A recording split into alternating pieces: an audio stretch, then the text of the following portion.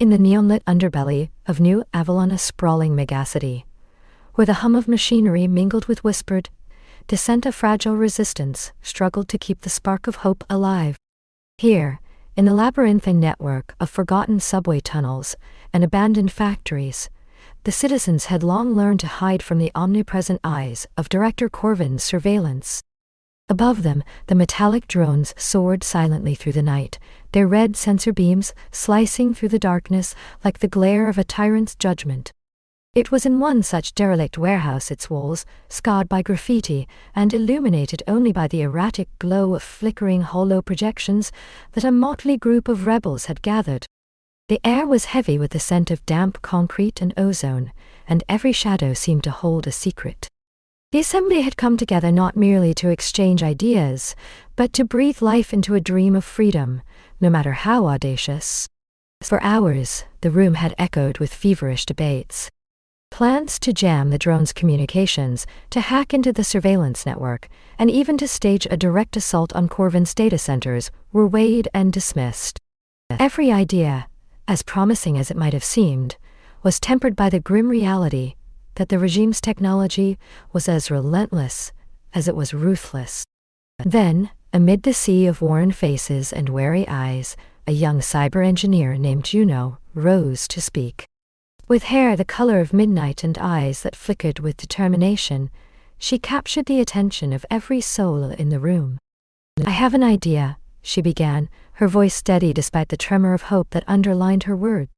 "What if we could implant a microsignal device on one of the lead drones, a silent beacon that only our receivers can detect? The moment it's activated, we'd know exactly when a patrol is drawing near. We'd have precious seconds to scatter, to take cover, or to mobilize in a coordinated strike." A ripple of cautious excitement coursed through the gathered rebels. In that moment, the oppressive hum of the drone seemed to falter, replaced by the pulse of possibility. The idea was simple, elegant, a countermeasure hidden in the very fabric of the enemy's armor. It promised to convert fear into foresight, to transform the unknown into a palpable advantage. Yet, before the room could burst into unified applause, an older rebel named Silas slowly rose from his makeshift seat. His weathered face, etched by years of hardship and loss, told a story of battles fought in vain. His deep-set eyes met Juno's with a mixture of admiration and caution. "Juno," he said, his voice resonating with the weight of experience, "your plan is ingenious.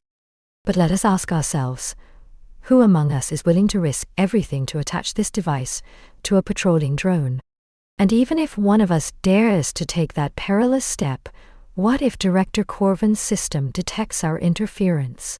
His algorithms are unforgiving. He'll reprogram the drone or disable our device before we even have time to react." The warehouse fell into a heavy silence. The clamor of hope was replaced by the sound of each rebel's heartbeat, echoing against cold concrete walls. For a fleeting moment, the allure of liberation was overshadowed by the stark terror of the inevitable sacrifice. In that charged atmosphere, every individual was forced to confront the harsh truth. Brilliant ideas were hollow without the courage to execute them. The debate stretched into the night. As steam rose from the vents and rain battered the corrugated metal roof, the rebels dissected every angle of the plan. Juno outlined potential modifications: a self-activating beacon designed to evade detection, integrated with a cloaking algorithm that could slip past the drone's digital fortifications. Yet with each technical detail, Silas's somber warnings grew louder in the minds of those present. The inherent risk was colossal. A single miscalculation could trigger a cascade of failures, alerting Corvin's forces to the rebellion's very existence. Outside, the city of New Avalon continued its ceaseless dance of light and shadow.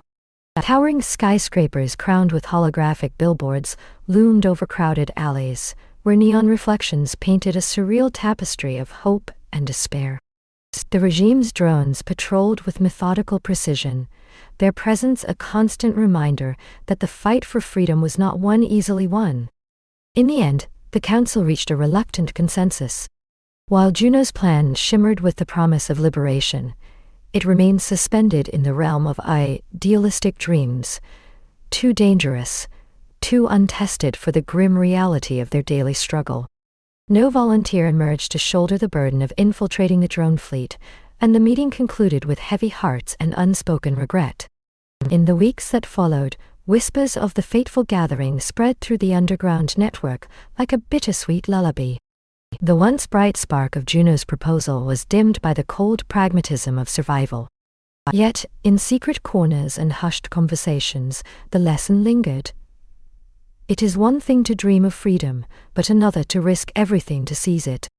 On a particularly stormy night, as torrents of rain cascaded down the grim facades of New Avalon, and the drones patrolled the drenched skies, Juno sat alone atop a crumbling rooftop. The rain mingled with her tears as she gazed out over the city, a city both beautiful and broken.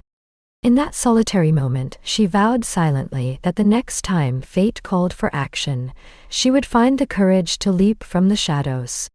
For in the heart of every oppressed soul burned an indomitable spirit, waiting for the moment when the impossible might finally be within reach.